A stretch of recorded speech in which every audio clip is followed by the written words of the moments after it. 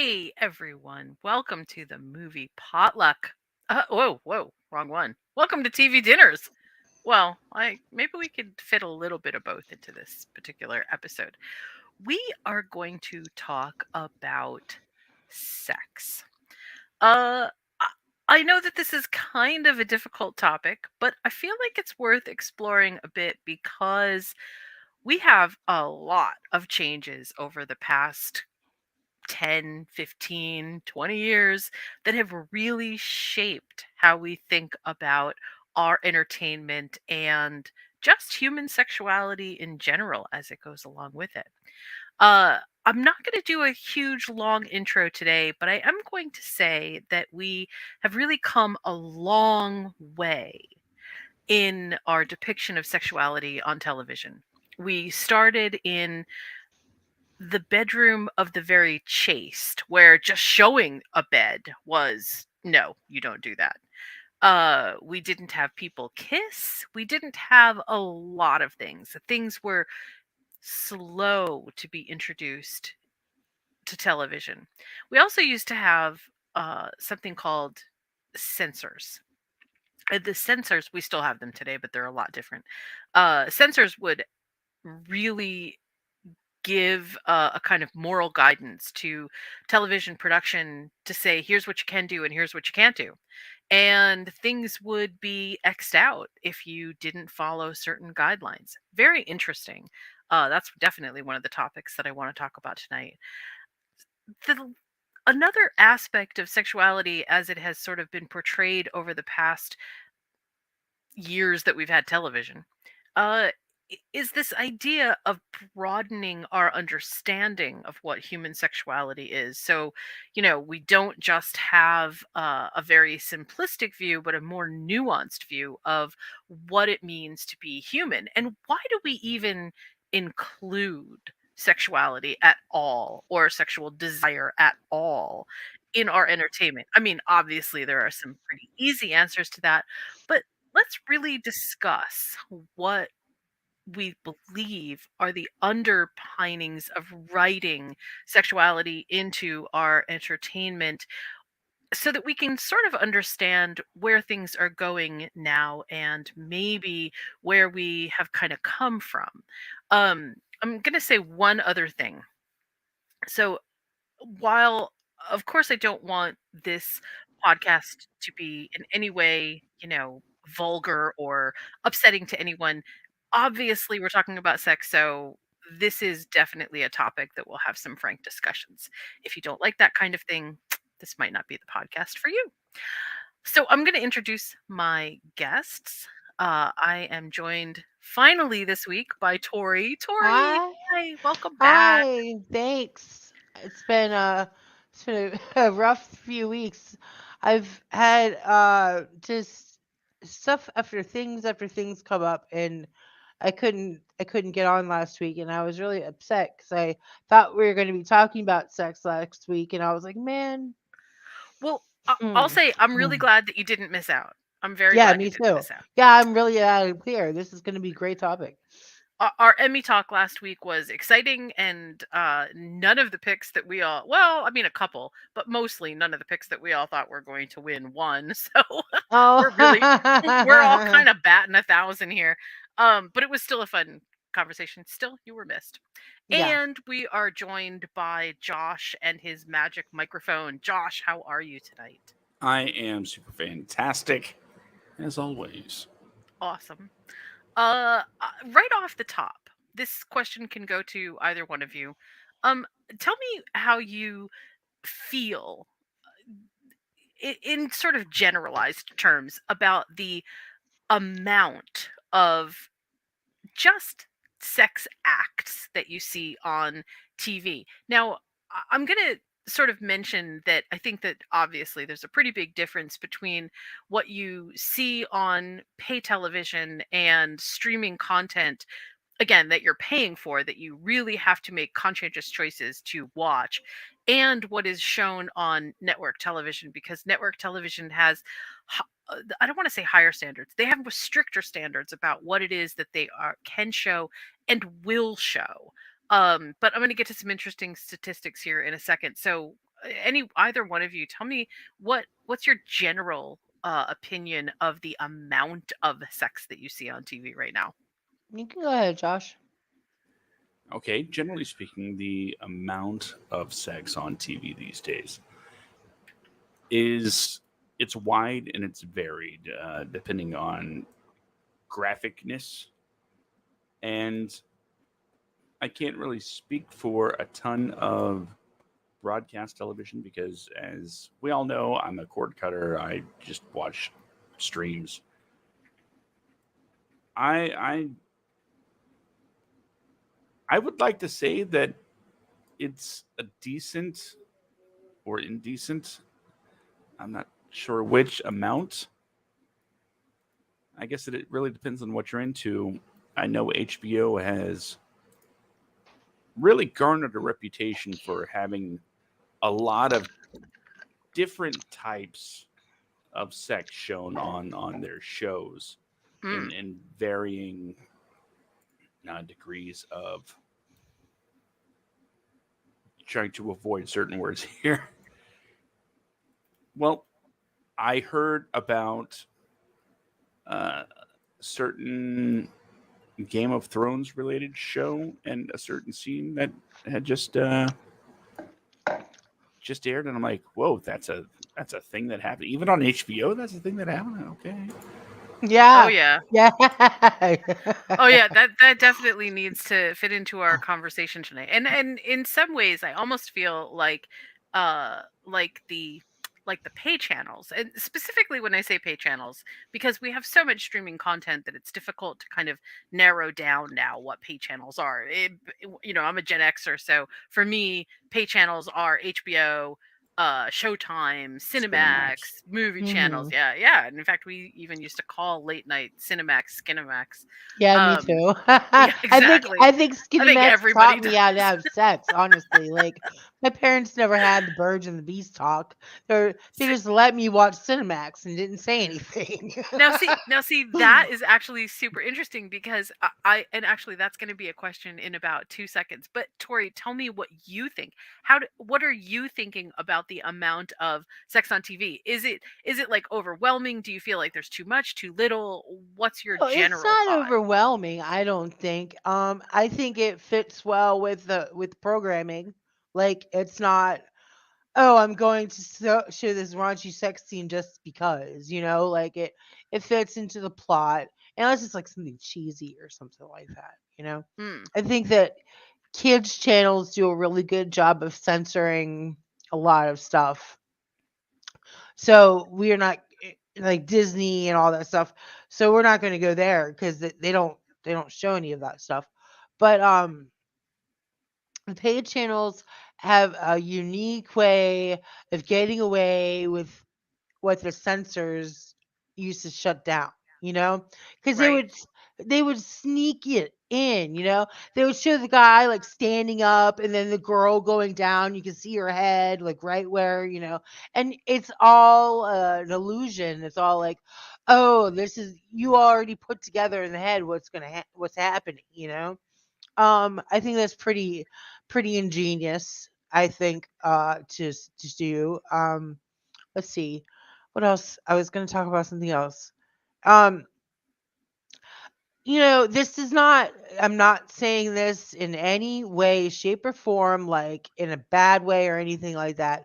But something that, like, I'm going to have to get used to is homosexuality on TV being like so graphic, you know? Normalize. Well, we've normalized. Yeah, we Yes. normalized it, and I have to get Yep. that. And and I noticed myself, and I'm not a bigot and I'm not racist, but I saw I was watching Bridgerton, and there was like a black woman in, like, one of the period pieces, and she was wealthy, and I that came to me as funny, but I know they're just trying to normalize it. So, okay. So let me stop you for 1 second because because this actually is a very interesting little corner of sexuality on television. Mhm. Um, First thing that I will say is, and I'm going to use pay channels again, streaming content that you pay for, that you have to actively work to get, right? Is definitely moving in the direction and has always been sort of the precursor to normalizing fluid understandings of sexuality. That has Mhm. always been the case. It although, and I say this a little bit. I say this without having a specific in mind, although I'm sure that if I really think about it, I can come up with them.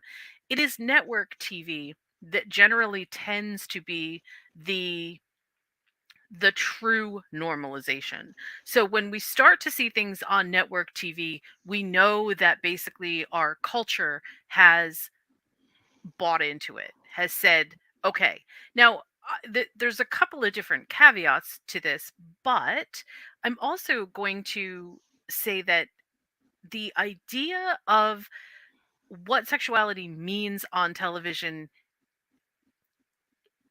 that door has truly opened in a very wide way. But the amount of sex that is actually on TV, other than HBO, Showtime, Stars, are very serious, sort of like, okay, you are an adult and you are subscribing to these for these particular purposes. The amount of actual sex or even discussions of sex on television has decreased over the past, well, it's decreased over the past 20 years by about 30%. And there's interesting information about why that seems to have happened. And one piece is, as a as a as a culture, as an entertainment consumer base, we have become a little bit more, I'm not going to say that we're puritanical because we're not, but we've become less open to seeing or experiencing actual human sexuality as a part of our entertainment narratives. And it's been slowly sort of moving in the direction of less and less and less. And we've moved more in the direction of, you already know that this is what's happening. We, as the viewers, will just give you small clues about what has happened between these two people. And some of that is, as an example, the number of times that people kiss on TV has stayed fairly consistent for like the past 10 years, but it has decreased over the past 20 years. So we don't even have that, which means that sometimes when we see people kiss on TV, we assign it a relevance that perhaps we wouldn't have if there was more of it, right? So people who, if we see couples that are gay, if we see couples that are in some way different from the heteronormative, this is what we already know, we assign a greater importance to it, sometimes because it's just that much more. We don't see it even with regular couples. So there's that part of it. But again, I think you bring up a really good point in that this is this is exactly why it is so difficult to understand, is our, when we're doing self checks about whether there's too much sex on TV, not enough, whatever, or how we feel about it, sometimes what we're noticing is something different than just the sex. So I'm sorry, I just wanted to interject that because I felt like that was an important aspect. Mhm. Yeah, I think it is too. And you bring up so many good points about this whole subject because y- sex is taboo, right? It's it's tried to become they tried to normalize it in the 90s. You know what I mean? Like they, with President Clinton and all that stuff that happened, they tried to normalize sex on TV in the 90s by making more of it. There was a lot like Melrose Place and 90210 and all those shows. They were groundbreaking because they were showing these scenes that never been seen before, right? That's So true. that's why the people tuned into them. And of course, that's why their ratings went up. So like now that you said they were decreasing, and I completely agree with that because I've noticed that, kisses are more important. You have to look into uh more details to figure out what's going on. It's not just so obvious anymore. And I think that's like uh I don't know if it's our culture as our society as a whole, like because we've become so like accepting and nice, like I don't Well, know if it's that or I think I might have a small answer. yeah. And Josh, tell me what you think about this and whether you think that this is true. Um, okay, so according to there are a couple of national uh studies that sort of look at media and entertainment, and what they discovered over 323 episodes of basically across TV shows that range in category from TVY7 to TVMA was that the shows each and every show had at least one risk behavior, that is a behavior that is considered to be risky to a human being, right? But for the most part, we are 1,000% more accepting of violence in our episodic entertainment than we are of sex, with 70% of shows overall having some display of violence, and it varies in severity. Everybody knows To kung fu now. Like I think that's or funny. yeah, right, exactly. Well, and also, there's an acceptance of violence against each other, which I feel like in our entertainment this is an acceptable form of entertainment by showing us this. Sexuality, however, has a much smaller percentage in episodes and also a much smaller per second or seconds per minute show as well. So we only have a little less than 50% of our shows alluding to or having sex be used as any kind of narrative point in all of these different across the board episodic narratives. That says something a little bit important to me about, first of all, how we have sort of different ranges to our experience with this, but secondly, how we are perceiving what is quote unquote morally correct and what isn't morally correct.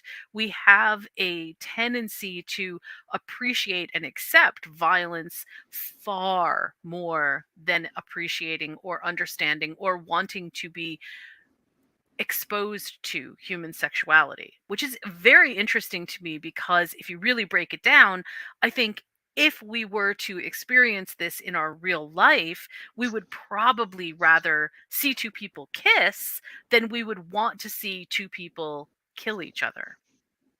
I mean, like, that seems like a dumb thing to say, but tell me, Josh, what do you think about that? Well, in my opinion, it's 100% 100% spot on, especially from the just look at children's programming, right? One of my favorite jokes from Animaniacs is, it was risque, but as a kid, you don't pick up on it. It's the fingerprints, right? Right? Um, Dot, look for prints. He's right here. No, fingerprints. Ew. Kids program. Subtle humor. It works. But in also the programs that are, and sometimes it's the same show, uh, same time slots. It's all Saturday morning stuff. You will see, just strictly speaking, from using as simple labels as possible, gun violence, You can go back to, we'll say G.I. Joe. A lot of fighting, things like that. Mm-hmm. Um, Ninja Turtles, more fighting. All of these shows have some sort of violence, whether it's, yeah, nobody in GI Joe really died, but Mhm. it's not really the point. It's still showing these are showing the kids that these are the things you should, I guess, kind of strive for. Um, being tough, being gung ho, which is a character. Sexuality, on the other hand, any kind of sexuality, has always managed to garner some sort of mature rating, right? Right. You can, TVMA shows are largely TVMA because of Mhm. sex, not violence.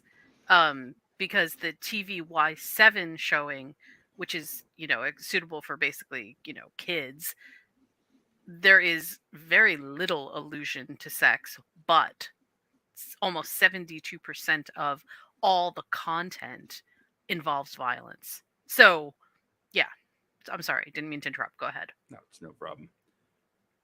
The slightest inkling of sexuality will put, especially certain groups, on edge. I'm not trying to call out anybody in particular, except the PTC. Screw those guys. Mhm. But I think it says a lot about today when people lose their minds. Oh, I hate to use hyperbole like that.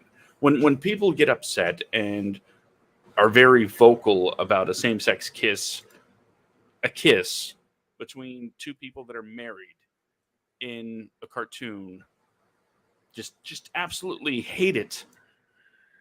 But at the same time, in the same breath, let's think about a certain opening sequence of The Boys from this latest season where things got big fast.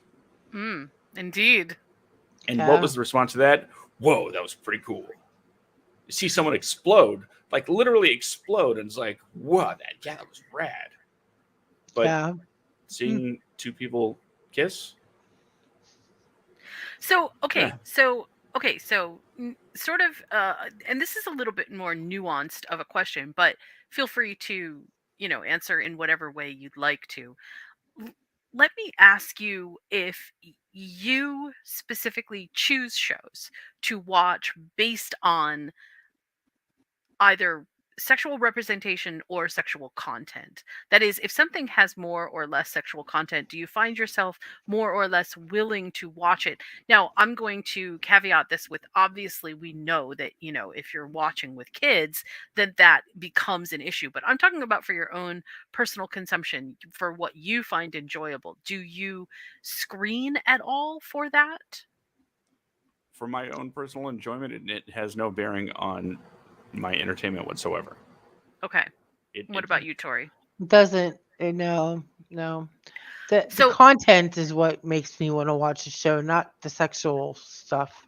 okay, so now let me upside down that question a little bit. Do you find that you will tune out of a show if there is either too much sex or if it is too sexually explicit?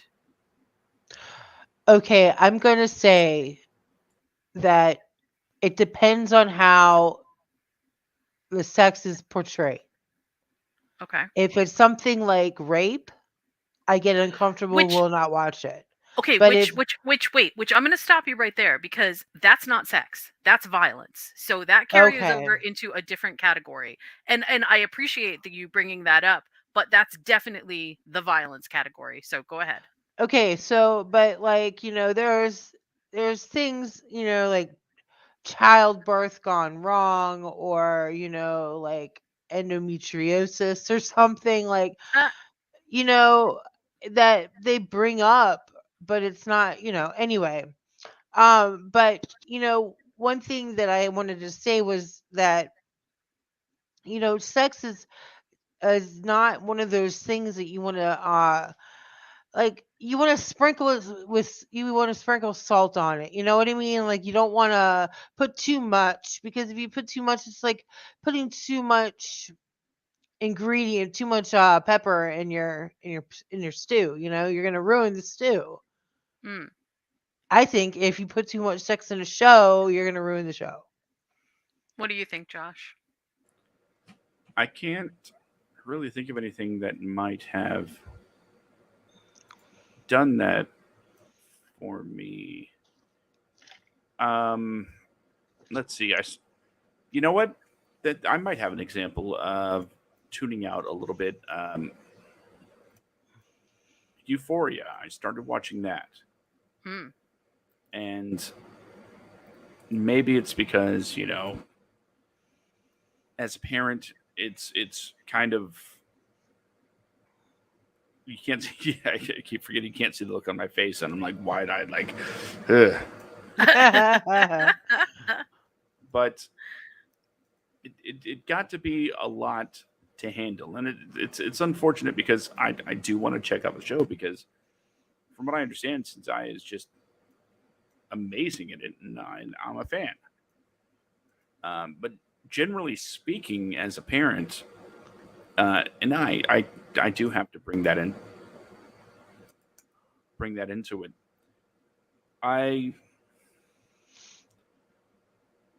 It's not like I look up shows. I'm not going to like MrSkin.com and finding out is there nudity here. But if it comes on, it's either going to help the story or not. And if it helps the story, okay, it's there. Like Tori says, it's seasoning on a steak. It's not the steak. Okay. So this is a little bit more open, and it I realize that this is kind of a difficult concept to wrap your head around, but I think it's worth exploring because I feel like this is one of the things that we demand of our media right now, right? We demand of our media that they fit all kinds of different narrative genres, that we look, we want to experience either through nostalgia or something else that kind of piques our interest, shows that give us different glimpses of what reality might look like, and sometimes we can even embrace those ideas and move on from there and go, yeah, you know what, I kind of like that. um and for a lot of people who grew up in, let's just say, more or less repressive environments where sexuality was not explored or talked about or even sort of hinted at, which I'm amazed to discover that I have a lot of friends that fall into that category, that their parents just did not talk about sex at all. It wasn't a thing. It wasn't that it was not talked about, it's that it just never came up. And I find that super interesting because in my house that wasn't the case. It was always like, embarrassing or, not exactly the topic that I would have wanted to talk about, but I never felt like I couldn't talk about it or that I was going to be wrong for saying something. It was more along the lines of, "Why would I want to talk to my parents about this? That's really weird." But I never once thought, if I go talk to my mom about something, that she's going to go, "Oh my God, you're a freak of nature."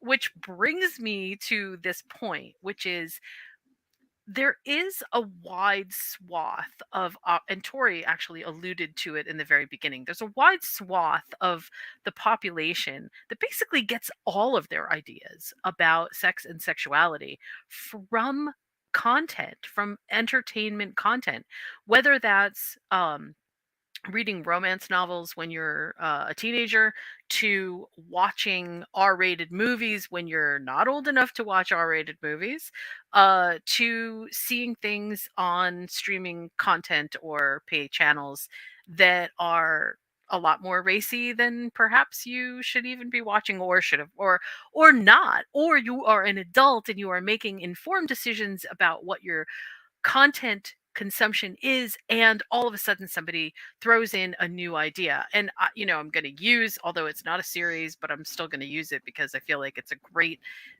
launching point.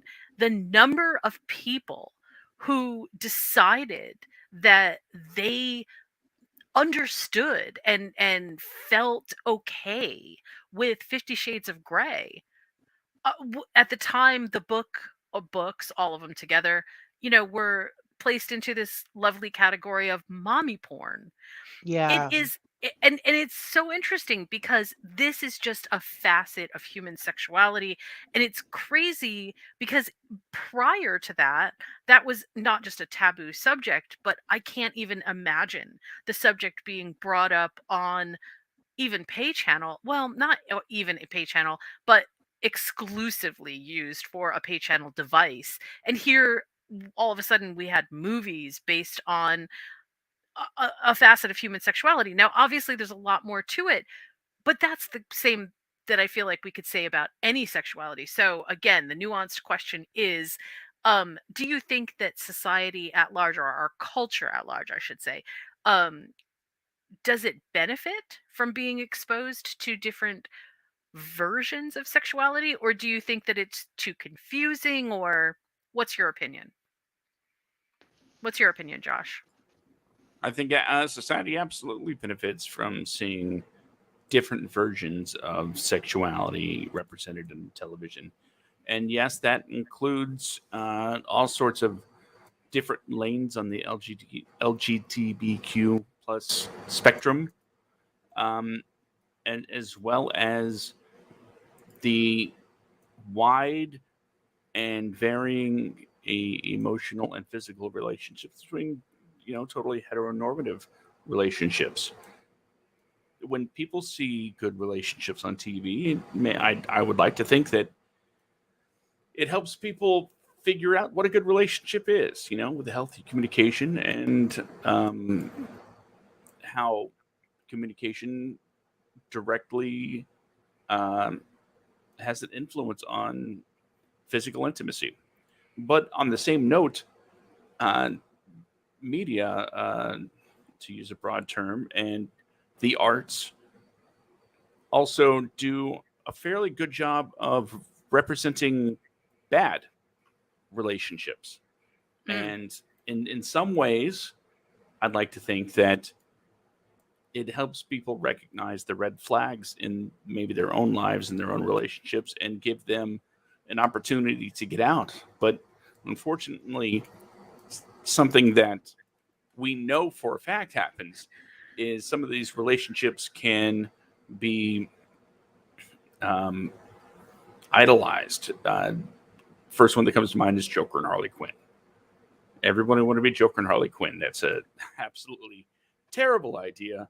So, seeing the full range, the full spectrum of sexuality, I think could have an overall healthy benefit if people are willing to pay attention to what's really going on as far as the relationships between the characters, you Mm. know, is happening.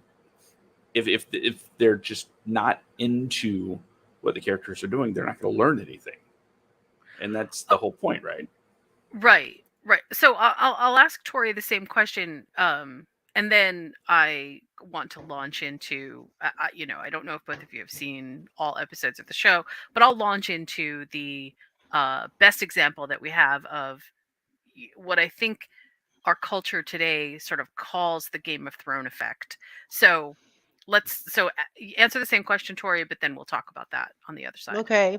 I completely agree with Josh. Like, everything he said is like he made all the same points that I was gonna make actually. So like I'm kind of like, oh well, damn, like what do I say now? I mean, like when he was going into healthy communication, maybe can help people who are in abusive situations realize that it's not normal to be the way that they are. Do you know what I mean? Like Yep. it benefit people in ways that we didn't even think of. And I think that um but that's with everything. And I think that you need to properly communicate what you want the public to see, or it comes off as crass or uh cheap, you know? Like, Yeah, do you know what I mean? Like I do. I'm saying in a weird way, but Nope, I do totally understand, and I think that sometimes we conflate the idea of being exposed to different ideas in other realms as good things because, oh hey, here's some other maybe some other questionable ideas about morality that we can all sort of like decide, hey, is this good for me or is this bad? um and I hate using the word bad in this situation because there is nothing good or bad inherently about these things. They are just choices. The but then when it comes to sex, we assign very specific moral threads to this very big tapestry, and we say, this is okay to show, but this isn't okay to show. This involves kink behavior, and I think we have experienced a kind of shift recently toward understanding that, hey, human sexuality is not black and white and we're not all in these little boxes, and that kind of experience is not necessarily a psychological abnormality, but the end result that we have is anything that explores any kind of alternate sexuality becomes aberrant. And that, I think, has a big impact on how we see sexuality on TV. um I'm going to say something which I'm sure is not controversial, but is, I think, very worth it to listen to. Um, there's a reason that pay television exists with the writing environment that it has. There's a reason that our content on pay channels is sexually charged and filled with explicit sex in many instances. Actually, there's a reason that we pay for that. The reason has less to do with the here, just show it to me, and more with the I'm in charge of this choice.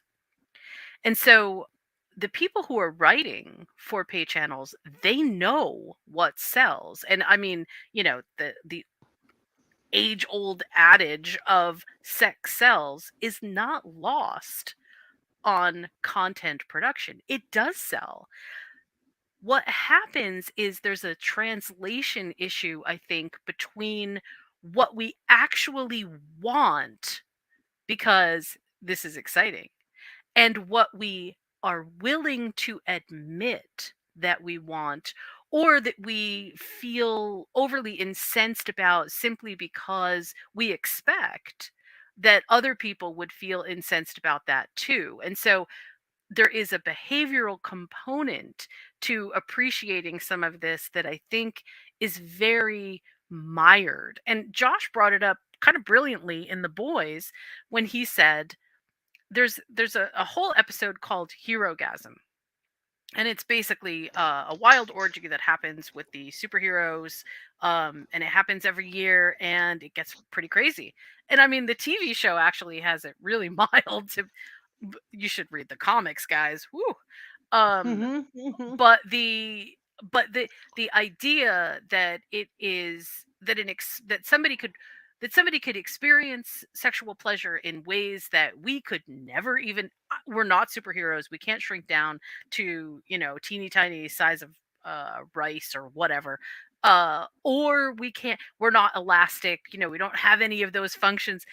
That doesn't mean that just because we can't experience it, that we don't think in some way, shape, or form that, wow, that's, super interesting, or what if, or those are all just fantasy elements of sexuality. That's not presupposing morality into it. That's just presupposing different basically different genetic traits, or that doesn't sound right, but different ideas behind what the human body can do. However, because we limit ourselves and say, well, this isn't okay, we sort of don our puritanical hats and accept the fact that, well, we have to be morally outraged because this isn't what I think the rest of society is into, even if you yourself are into it. And again, I go back to this idea that if it was really that much of a problem, we wouldn't be seeing it. Television shows are geared to make money. And how do they make money? Viewership. If viewership said, that's it, no more, we don't like this anymore, then we wouldn't have Dun Dun, Game of Thrones, House of the Dragon. We wouldn't have those as viable content on television that make not just millions of dollars, but rake in the amount of viewers that it does. People, I think, sometimes want to see things that they are not willing to admit that they want to see. So, with that segue, let's actually talk about Game of Thrones and House of the Dragon. Interestingly enough, and timely enough, this week the actress that plays Alicent Hightower on House of the Dragon said that she felt uncomfortable in the very beginning when she read the scripts, because she recognized that she, as basically a teenager, was going to need to uh, find some acting inside of her that would allow her to be comfortable enough on set to simulate sex with someone who was 30 years older than she was. Now that's really, that's hard. That's a very hard position for anyone to be put in, but definitely for a teenager to be put in. And she talked about the fact that intimacy coaches who were on set, which is a new idea, this is an excellent and awesome idea. Intimacy coaches were there to smooth out any of the rough edges and make everyone feel comfortable.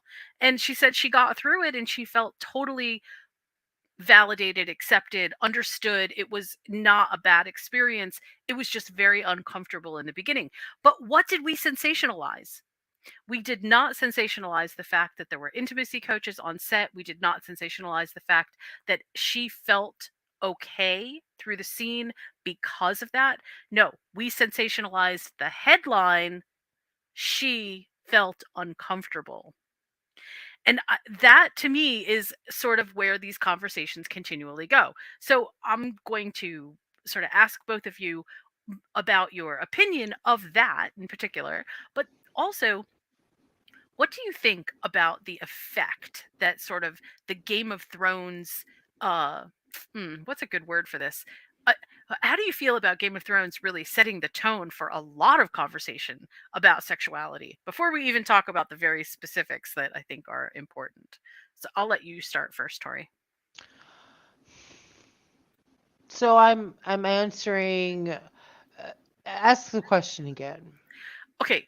Well, so before we talk about the Game of Thrones effect, tell me what you think about the actress that played Alicent Hightower, and how, you don't need to talk about her in specific, but what do you think about the sensationalizing of the headlines about the negatives rather than the positives? Like the whole point of her conversation was, this was really positive because we had intimacy coaches on set and they really helped, but instead all the headlines that screamed everywhere was, this actor didn't feel comfortable with the idea of sex on screen. I think sex on screen will always be something that is censored, like to a point where it's comfortable for most people, right? Writers write that too.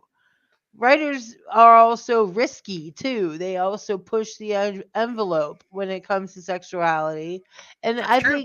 I think a little tiny bit of me thinks that they went a little too far with Game of Thrones, and now that was one of the backlashes. That was one of the things in the groups and all the fandom, that there was a trickle of people that thought that there was too much violent sex. Like, Okay. and it was too, I didn't, I could deal with that, I still watched it. I still love the show, but I can see what they were coming from. I can see what they were saying. It was brutalized. It wasn't a very, um, it wasn't a very sensual sex Okay, scenes. well, I'm going to refer back to another episode of TV Dinners to remind everyone that we could probably fix a whole lot of that situation if we had more female writers. Right now, we have a preponderance of writers, especially in our prime time, in our Mhm. sort of prestige television, that is being written by male writers, not women. And we experience sex and sexuality very differently. And yes, I do feel like that would smooth out some edges. So, same Yeah. question to you, Josh. From what show? Game of Thrones. Specifically, we were talking about Game of Thrones, but secondly, we were also talking about the idea of sensationalizing the negative about sex in any TV series, and the actual message that is being driven forward. And specifically for this actor, it was, hey, there were intimacy coaches on set, and it made me feel like everything was going to be okay. But the headlines all screamed, but she didn't want to have sex, or she didn't feel comfortable. She felt very uncomfortable with this. It was so icky. I just wanted to know what you thought about it. Okay, well, I can't really speak specifically to Game of Thrones because I am notorious for having only seen the first episode. Of Game of So Thrones or House of the Dragon or just the Game of Thrones only saga? Game of Thrones. Out of Okay. everything that's been released, I've only seen episode number 1 of Okay. Game of Thrones. We But won't ruin it for you. from what I understand, they ruined it for everybody else. Spoiler, just everybody dies. So there you Yeah, go. everybody dies. Yeah. Oh. And that's when Don Cheadle pops and says, "Well, not everybody. Shut up, Mark." Um, so, as far as the other part of it, I do know a thing or two about sensationalism and the headlines because we live in a clickbaity world, This and is so true. negative headlines will always garner more attention than Mhm. anything positive. So if the headline was intimacy coordinator made everything a okay, who's going to read that? Yeah, exactly. You're right. You're right. People just want to be upset. Yes, they do. I don't mean to go on off a tangent for a second, but like really they do, and that pisses me off. Like, I don't know. It's all about the doom scrolling culture, right? Yes. Yes. Yes. We Yes. love misery now. And you know what's in is like being dead inside and like not having any feelings and like that's what people want to be like, and that's sad. And they don't want to feel alone in their Right. misery. You're right. They want to spread the misery as far as they can get. I don't understand people like that, but that's a whole other topic. Okay. So I realize that you haven't seen Game of Thrones, Mhm. and specifically, I am going to talk a little bit about the first 4 episodes of House of the Dragon, which I understand that you haven't seen. But let me sort of summarize what has transpired so far without it being too spoilery, but still, beware if you haven't seen and you want to see all 4 episodes of House of the Dragon. Uh, this definitely will give some things away. Um, Hmm. There are characters that it is well known in the Game of Thrones universe that the Targaryens marry each other. And there is specifically in, I believe, episode 3, an allusion to, or a suggestion that the stepsister, I suppose you would say, of a Targaryen marries the 2-year-old child so that she didn't have to deal with um, any more proposals. And it didn't even come across as strange, because if you've watched Game of Thrones, then you know that that's what the Targaryens do. They marry themselves to each other or have children with each other to keep the bloodlines pure. So that almost didn't even reach a shock meter for me, but it did with some people. Um, the very first episode of House of the Dragon involves, and this is something so interesting, the father, the king, making the choice between the life of the queen and an unborn baby, and he chooses the unborn baby over the life of the queen, and it's incredibly graphic what happens next, very.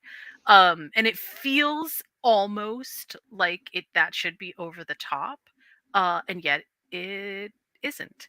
And the reason that I lump that in with our talk on sexuality is because a lot of people have made this, and I think it's a correct correlation, but I think they're missing the point between the idea that, hey, men in this patriarchal fantasy world have so much control over women that they basically control whether they live or die, and that the only thing that's important is a male heir.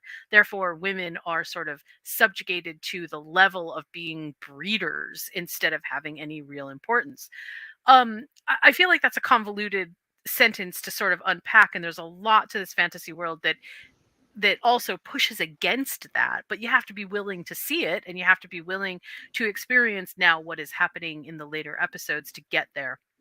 I think it was an interesting conversation to bring up, but I also don't think that that's not that's not the heart of sexuality of this particular series any more than it was Game of Thrones. Although I will say that in Game of Thrones, I think that they used sex to further extrapolate the violence of the world by basically distilling down every act between human beings as having a level of violence, even the acts that we find pleasant and good. There was still no respite in those acts either. And unfortunately, the subtle nuances of that did not break through to the average viewer. And I mean, rightly so. That's, you really have to kind of deconstruct in order to get there. Um, and and now House of Dragon is doing something a little bit similar. But if you watched the last episode of House of Dragon, you will see two very juxtaposing versions of sex. One is sex out of duty, and the other is sex of your own free will. Now, I will also say that in this last episode, there was Daemon Targaryen, who is the uncle of Rhaenyra, who is basically our main protagonist, and he brings her to a brothel.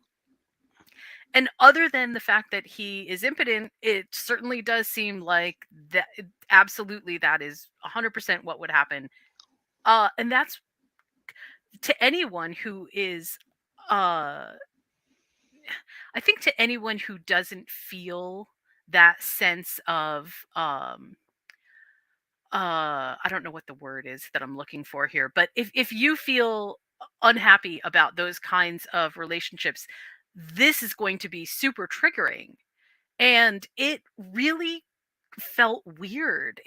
I mean, it fits into the Targaryen theme, but it felt really weird. And I think that we have moved in the direction of understanding that our fantasy content is not our reality content, but we still rail against it, right? Does that make sense? I hope that that kind of makes sense. And I realize that we lost Tori, but Josh, I got to ask you. Oh, there she I'm is. back. Sorry. That's okay.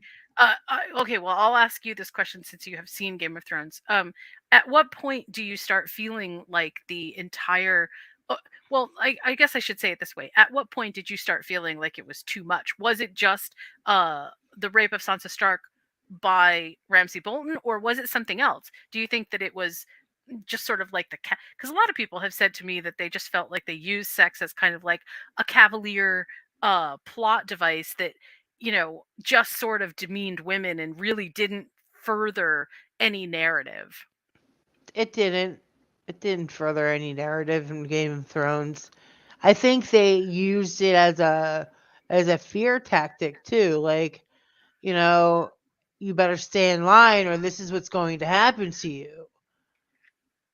And women already knew what the deal was, and so they stayed in their lane, and Hmm. I think that, like, uh you brutalizing sex the way that they did, and putting such a harsh tone to it, kind of ruined all this work that other people did prior to them. You know what I mean? Because it's a step back. It's a very chauvinistic show, and I love it. Don't get me wrong. I'll always watch it, but I think that the the level of it is just a little too much sometimes. But that's the point, is they want to Right. be a little bit too much. Right. And if we are going to turn this on its head, which I will now ask Josh for his opinion on, I have a lot of concern about both sex and violence on TV.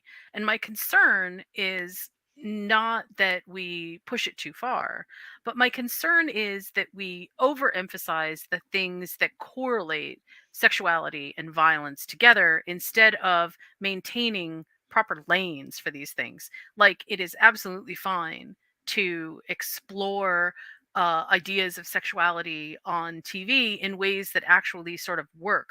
But the moment that we start conflating a kind of violence through sex that is sort of like, this is the standard, that's not the standard. Or I guess I should say it shouldn't be the standard, and somehow our narratives have to show that. Not necessarily because I think that somehow that if you watch violent content that leads to violent actions. I don't think that that's necessarily the truth, but I do think that we live in an age where our content begins to erode at our sense and sensibilities, and if we start normalizing things like a gay kiss, that's great, but if we start normalizing sexual violence, then that's another thing altogether. So somehow we have to come to a consensus about what is proper and what is right. And you have kids. So I'm going to ask you a really touchy question, which Okay. is, at what age or not even at what age, but what do you think is appropriate for, let's say, your kids under the age of 16 to watch versus as if you could control what your kids over 16 watch. Believe me, I've tried. That doesn't work. But let me ask Josh that question first. What do you think, Josh? So, what is the question? The question is okay. The question is, what do you at what age, or not even at what age, but what do you think about the presentation of sexuality that is being put on TV for your kids that are under the age of 16? Well, I might get a little irritated at my microphone, but I might catch some heat for this one. But I'll put it to you this way: one of the shows that we're watching right now is Glee, Mm-hmm. and that is a show that doesn't shy away from sexuality by any means. It for everything that it does in a crazy, cheesy manner, it does a lot right as far as displaying that spectrum that I'd mentioned earlier. And it was a network television show. It, of course, didn't display anything graphic, but it heavily implies certain things. I don't. I don't find anything, we'll say, reprehensible or distasteful about it, because it does have a very broad scope when it comes to Hmm. the things that it shows. And that's something that I watch with all of my kids. And if they have questions, I'm right there to answer it. I mean, of course, I'm not going to, ramp it up and say, all right, kids, we're going to watch Euphoria now, because that's just kind of crazy. That's probably a good idea. Yeah. But um, I guess from being a parent, figuring out where the line is, funny story. I was watching, I don't remember what movie it was, but I was watching a movie quite a while back. And one of the one of the things that happened during the movie was it wasn't even a sensual scene. It wasn't a sexual scene. It was just nudity, right? Female Hmm. nudity. And my first instinct was going back to my childhood. It was, my censorship was cover your eyes, right? Yeah. And there was no leave the room. There was no you can't watch this. It's just, oh, we're at that scene. Cover your eyes. My parents was the same way. Yep. So I started to do that, and then it just suddenly hit me. Why? I mean,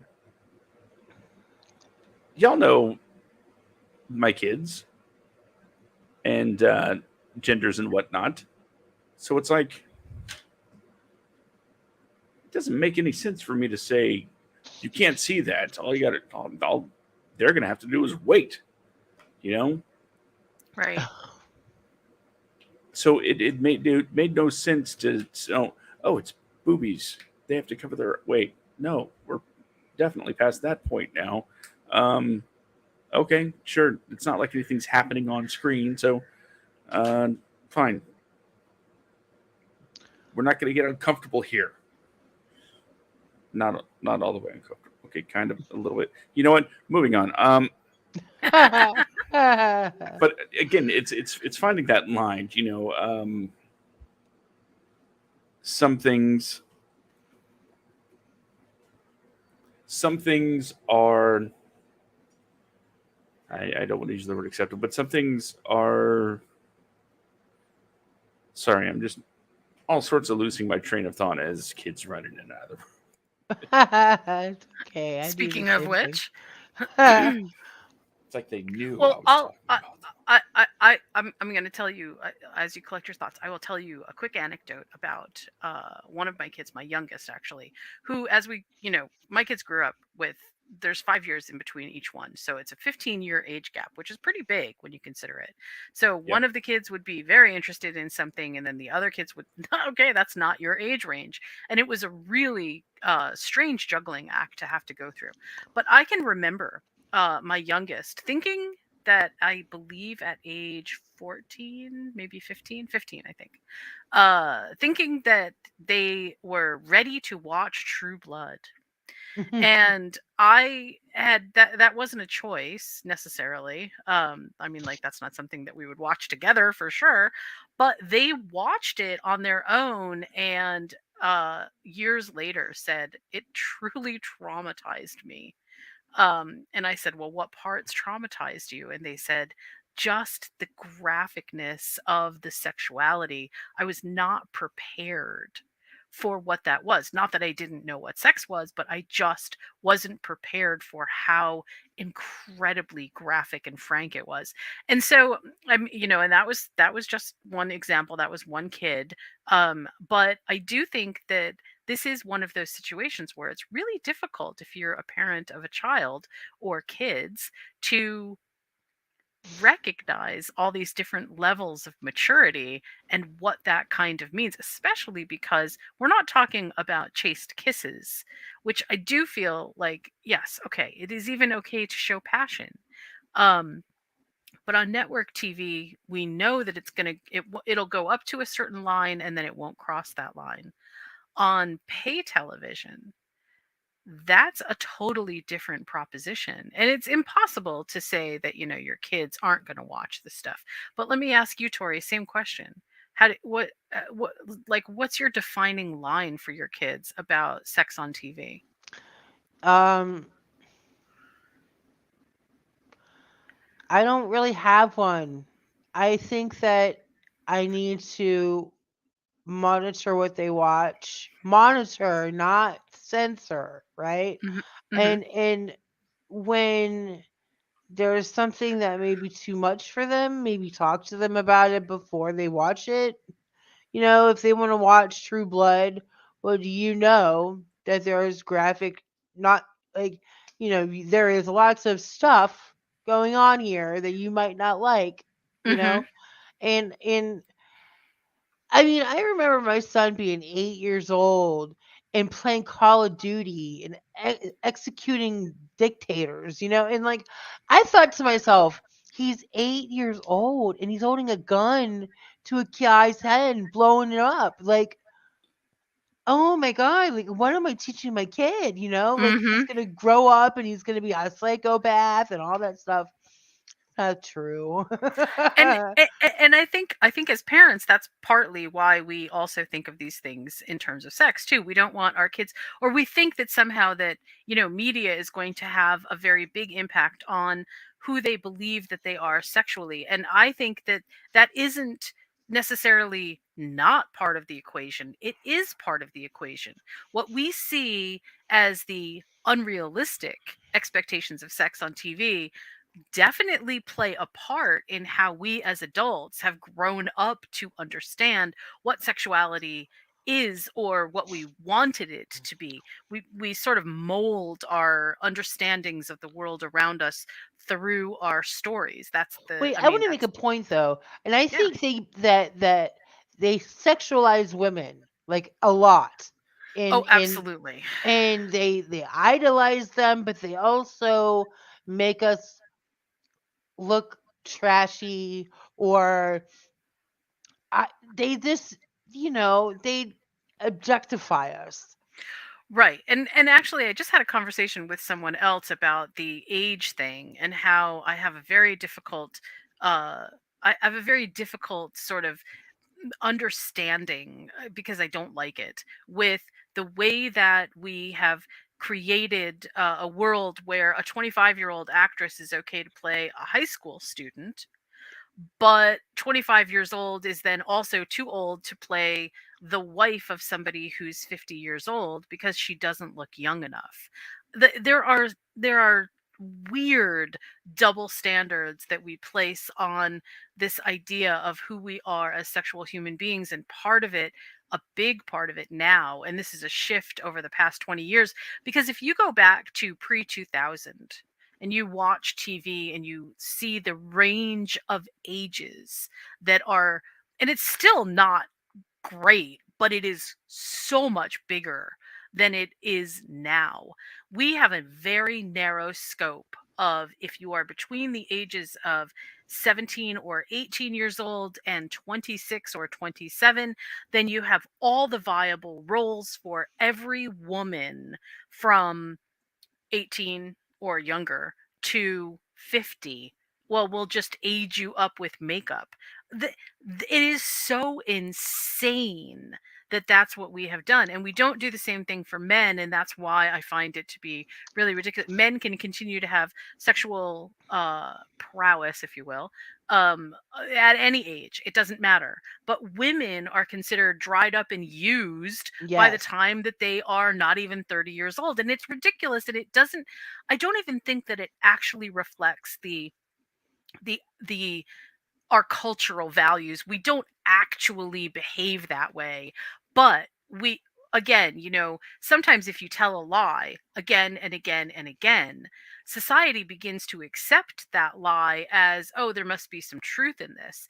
And that's a problem for women because, look, we're all going to age. So if we don't normalize in the same way that we normalized every other aspect of sexuality, I think we also have to normalize this idea that as you get older, you don't just become asexual. You don't just become completely devoid of sexuality just because you're over the age of 30. That's ridiculous. But that's what we see on TV more and more and more and more, and that is to me very disturbing. I know we have to end the show, but I want to end on one more question, which I think is maybe a little bit telling about how I think about things, but hopefully you guys will understand. Um, of all the shows that you've seen, what show would you reframe in terms of sexuality? Either more sex, less sex, different kind of sex, a different exploration of the topic. Give me a series that you think would have benefited from a different take on sexuality. Do you want to go Mm. first, Tori, or do you want Josh to go first? Oh, Josh. Josh, you're on the spot. On the spot, I got to think of a series that either could benefit from more or less. Or different take Or on sexuality, Different right? take on sexuality. Wow. Okay. Is that too hard of a question? I don't think it's really the difficulty of the question is I think the difficulty lies in thinking back to what show it Yeah. could be. Thinking back on the vast amounts of television I've watched and picking one to go, yes, that's the example I want to use. That's exactly like how I think of some of her questions. That's exactly how I think of some of her questions. It's like instantly I go to, I don't know, Northern Exposure. Oh, hey, that's a good one. Show. That's a good That show, could be though. interesting. I think we should do that in pilot season, Northern Exposure. Let's Anyway, see. like with me, like I think that now that he's, kind of Open the floodgate. Yes, open the floodgate. I think that one show in particular that I have always like that I learned about sex with was Melrose Place. Like that was one of those shows that was on network TV that everybody tuned into, and it was like it opened my eyes to a lot of things, like how to make out with a dude, like the basics, So and how would you have changed it? I would have made it less cheesy. Ah, okay, so more realistic. Yeah, it's more realistic. All right. Okay, what about you, Josh? Do you have anything in mind? Yes, Okay, go. I think one show in particular could have benefited from a boost in sexiness. Get Smart. Yeah. Let's see Ah, some Barbara Feldon. so a little more Bondish. Wow, that doesn't sound right now when I say it. A little more James Bond influence, not to be confused with. Yes. Anyway, go ahead. I'd say like a little bit of James Bond mixed with True Lies. Hmm. Yeah, Because I okay. mean, and I don't want to be objectifying here, but let's face it. I said on this show before, Barbara Feldon watching Nick at Night, as a kid growing up was like my first major crush. Right.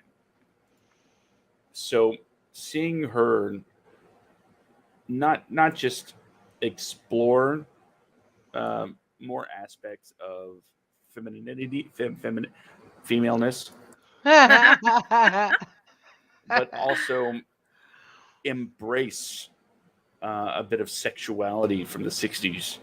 Right. Would have been nice to see, and I think this is just from a guy's perspective. I think maybe it could have been a little bit more empowering Right. for her as a character. Yes. I always thought that too. I thought they downplayed her a lot. And that wasn't cool. I have very mixed feelings on this topic.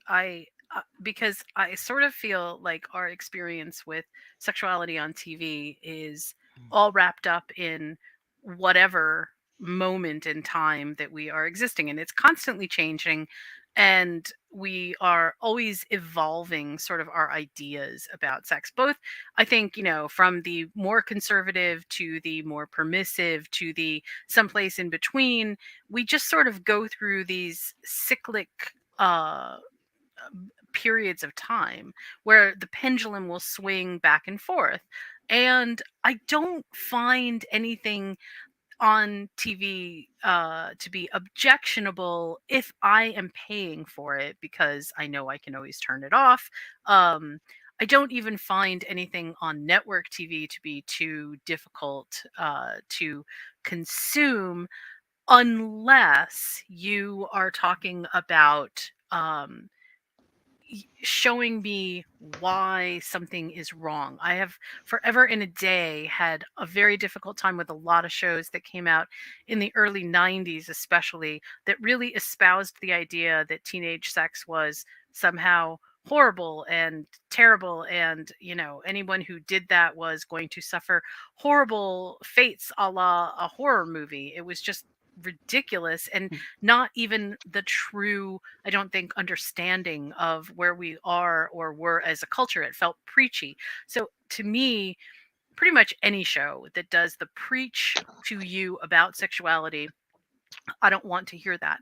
But like you guys, it's really difficult to pin down a specific show because I think every show has sort of its own variety. I will say that the one show that disturbed me the most with sexuality, and I don't know if you've ever seen this series, was Oz. It was an HBO show. It's Mm, all about life inside of a prison. And it wasn't the gay aspect of anything that was disturbing. It was the complete lack of emotion other than violence and power.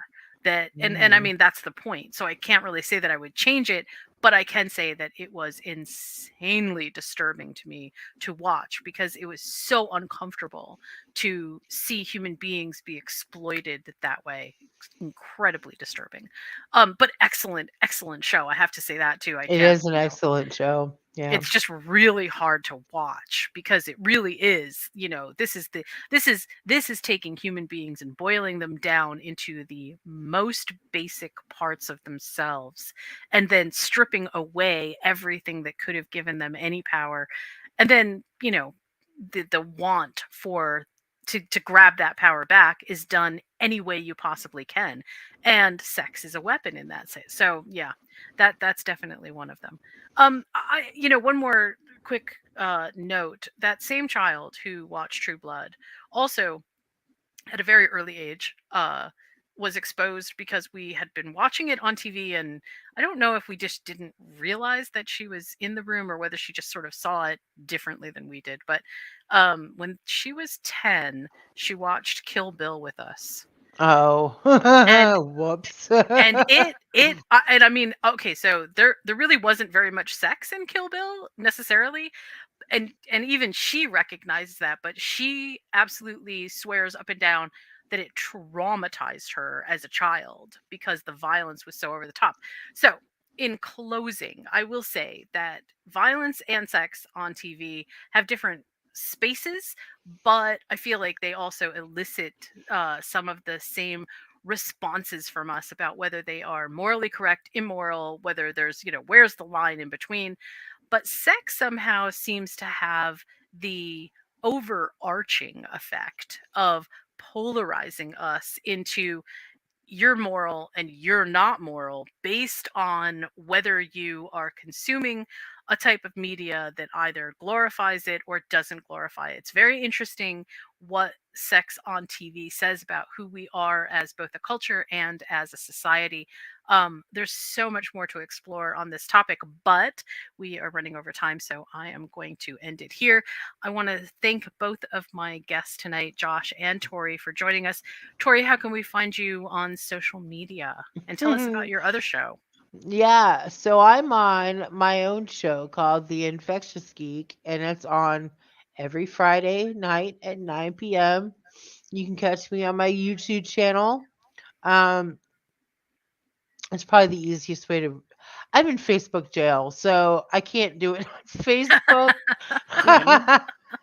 I'm not kidding. Like, they won't let me go live. They haven't let me go live for 2 months. That's why Oh, my God. show's been on hiatus. Yeah. So over a meme that I posted 2 years ago, and I was so mad, but they wouldn't budge on the verdict. So you can find me on my YouTube channel, Tori Rush, and you can also find me on Instagram at Rush Tori. All right. And Josh, how can we find you on social media? And also, thank you for being a guest tonight. Oh, no problem. I don't get on the internet. Oh, yeah, right. I see. Fine. You can go to watcomedia.com to find out more about the things that I do and the things that Watco Media produces. And it also has all of the links to the pertinent social medias, as well as, it's all Twitter, Facebook, all that stuff. And don't forget to tune in every Friday night at 10 p.m. Eastern, 7 p.m. Pacific to the podcast episode number 104. Tomorrow, we're going to be talking about babies. Oh. Specifically, demand babies that really hate a person of color playing Ariel. Oh, good Lord. Good Lord. I can't wait to hear that one. So that's Yeah, going to be fun.